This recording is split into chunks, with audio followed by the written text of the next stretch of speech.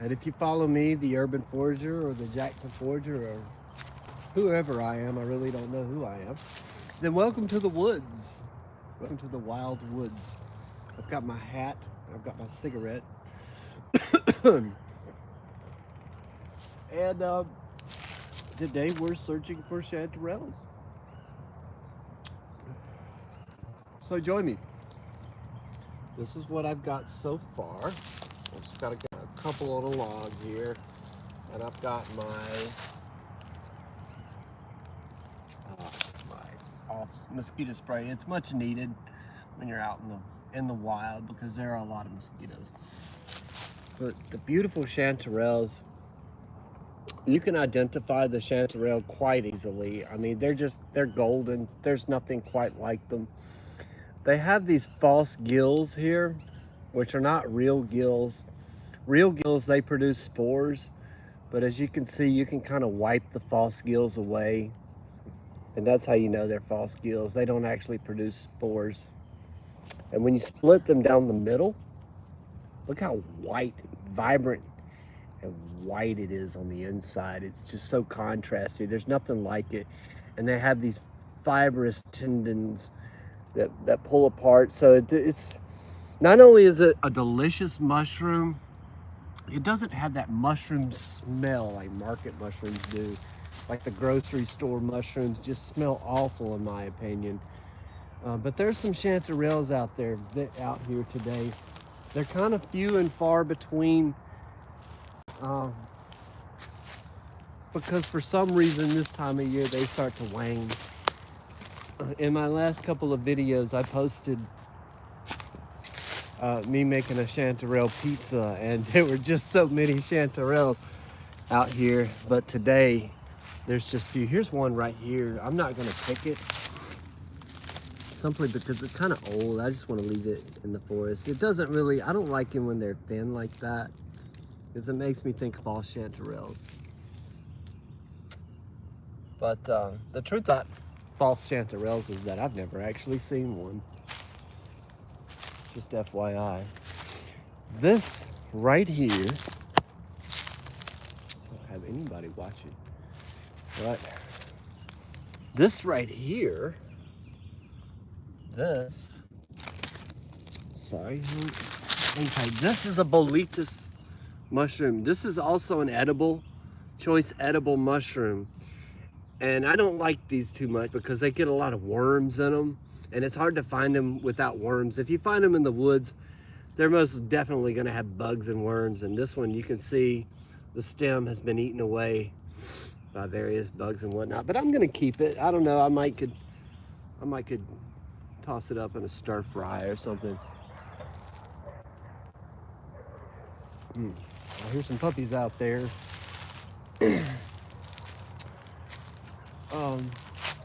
Oh, hello, I do have some viewers. Hi there, welcome. The JXN Forager. I did find, okay, check this mushroom out. This is gonna worry you. This worries me. This is a mushroom you definitely want to avoid when you're foraging out in the wild. And this right here, this is an Amanita fly death cap or something like that. It's an Amanita, it's called a death cap because it's deadly poisonous. They're not just poisonous, but they're cruel. So white mushrooms I tend to avoid completely because of this. And that's just a smart thing to do, you know. You don't want to pick poisonous mushrooms that can be, you know, bad. But over here, we've got another chanterelle, and I am gonna pick that one. Wow, look.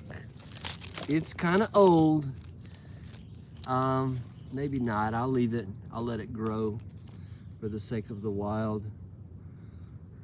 Okay, I stepped on a mushroom the other day, and it turned blue when I stepped on it. Do you know what it is? No, I don't. Well, the only mushrooms that I know of that turn blue when you squeeze them are psilocybin. But I probably don't know what that mushroom is. What color was it before you stepped on it?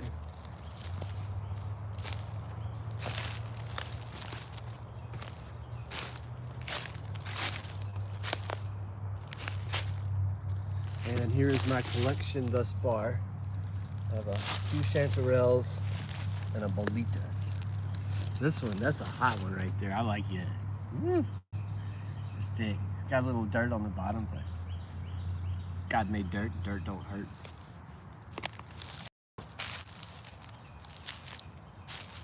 Let's see what else we can find.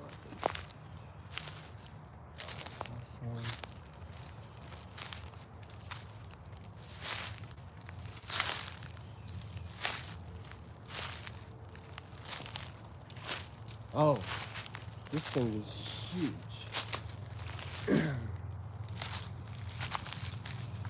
Okay, here we go. A nice chanterelle. This thing is thick. Man, oh, look at that. That is a beaut. I'm getting it. I'm getting that for supper. I'm putting that on I chop that up with a burger or something. I don't know. That'll make a fun dish.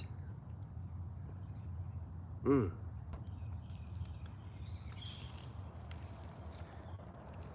I know there's more out here. And this is like this time of year in this part of the world, chanterelles start to wane just a bit. And we just had a big rain.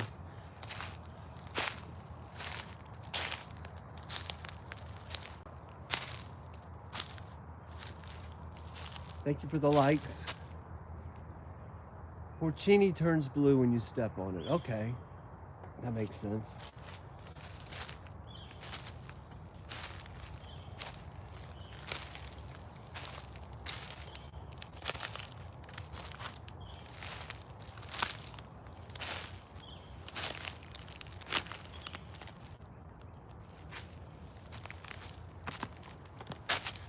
I'm not seeing much more.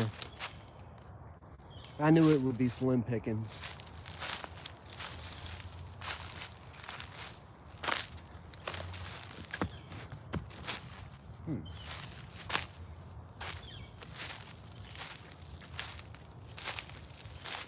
Oh, here we go. Ooh, this one was hiding. I like how they hide like this right here. Yeah, just a little treat waiting for me. Chanterelle. Ooh, those are nice. Oh yeah, I'll eat those tonight. I'll chop up a creative way to cook that. Maybe with a burger or something. Or some garlic fried rice.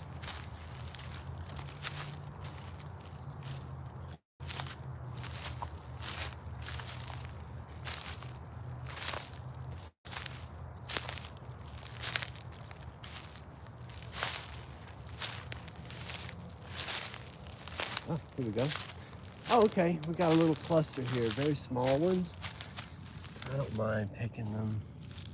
I don't know, sometimes I feel like it's not worth picking them for the sake of for them growing, for the sake of them, to continue them growing, because if I pick too many, you know, it's gonna upset the ground, the spores aren't gonna spread, and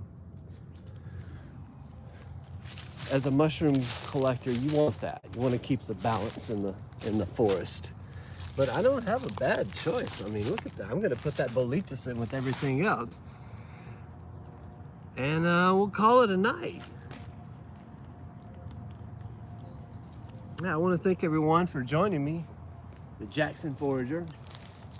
We'll see. I will see you next time.